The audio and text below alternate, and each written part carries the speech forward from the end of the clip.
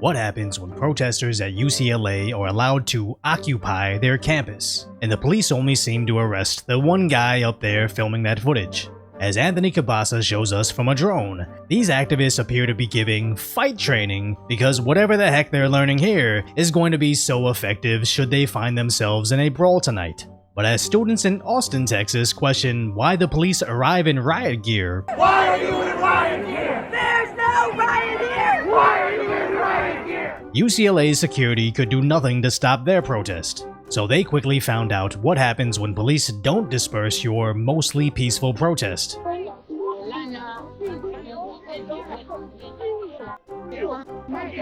Where these masked LARPers, or live-action role players, scuffle over what honestly looks like one of those toy lightsabers from Disneyland.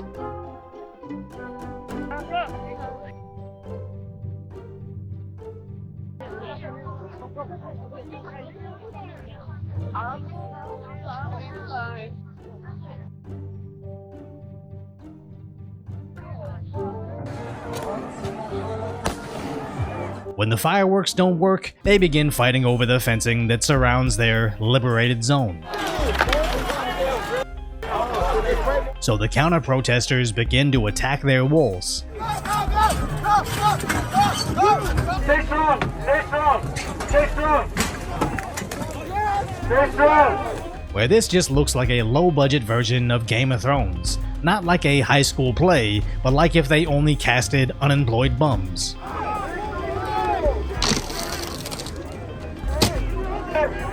Because even when they're fighting, it really looks like they're either unwilling or incapable of actually hurting each other, as a local ABC affiliate calls out the LAPD for not being there to protect both sides. Somebody is being beaten with a stick and punches in the middle of the lawn. Where are the police? Where is security? Where are these people? Where is authority here? This has gone now on for over an hour and a half. And it is absolutely appalling, in my estimation, that we have not seen any response. So several hours later, the LAPD alongside the CHP finally moved in. Get out of their way! Get out of their way! Wearing gas masks to many jeers from the crowd.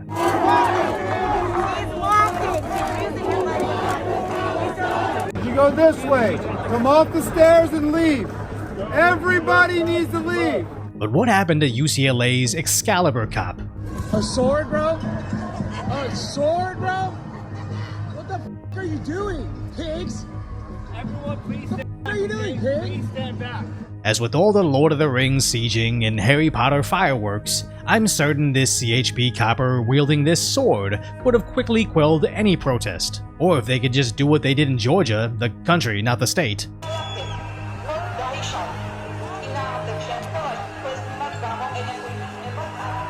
Or at the very least, how South Florida handled their college occupations. At this time, please consider yourself under arrest for refusing to disperse. Please do not resist arrest.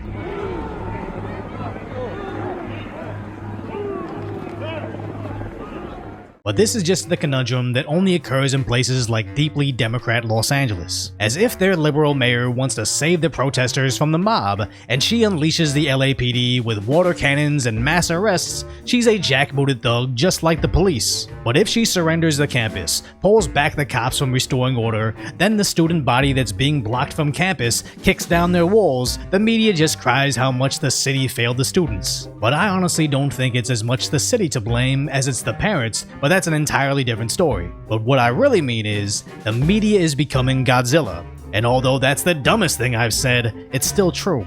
As Godzilla loves to destroy Japan, but if anything else destroys Japan, he's pissed. The same way our media doesn't seem to care when the left destroys the fabric of society in America. But if anything else happens to do anything remotely similar, how dare they destroy the city? That's our thing.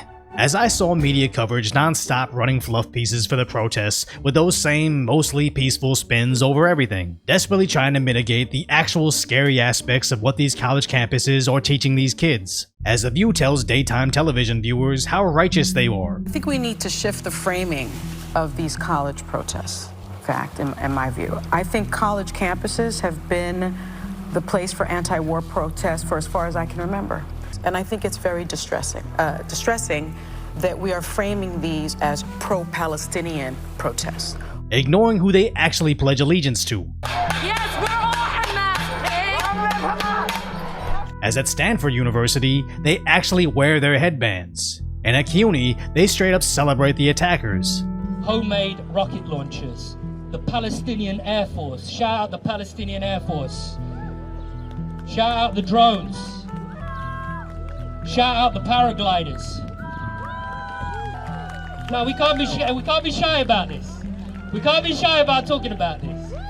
Shout out the resistance storming that wretched border wall. Now, are all these activists celebrating this? No. But why is it that the media, for the most part, is ignoring it? And likely many of you are seeing this aspect of the college protests for the first time from a random meme news channel called Decoy Voice. Because these protests are divided in three groups. The extreme side that celebrates the attacks, the students that know somewhat of what's going on and don't want the US to be involved in funding both sides of a war, and then the useful idiots that actually have no idea why they're there, but are so desperate for social media approval, they're willing to join arms with this guy. And most importantly, the media that's mitigating what's actually happening then only seems to be angry at the police for not being the only adults in the room, while simultaneously praising the activists for their bravery. You know, the same group at UCLA that sees a woman eating a banana probably 50 yards from them, but then takes to Twitter to over 5 million views, complaining that one of them has a banana allergy, so this woman showed up waving a banana like a machine gun.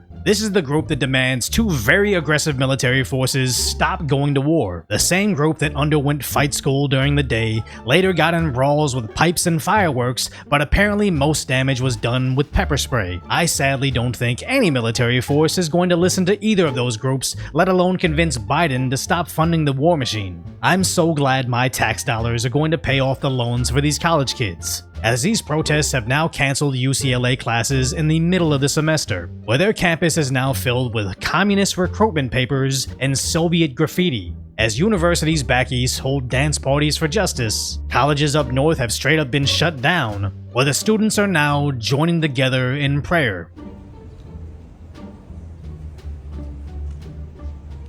And I honestly have no problem with the freedom of religion, so if these college kids want to all convert to Islam and adopt the ideologies that are seemingly very incompatible with the modern day progressive left, by all means, let them.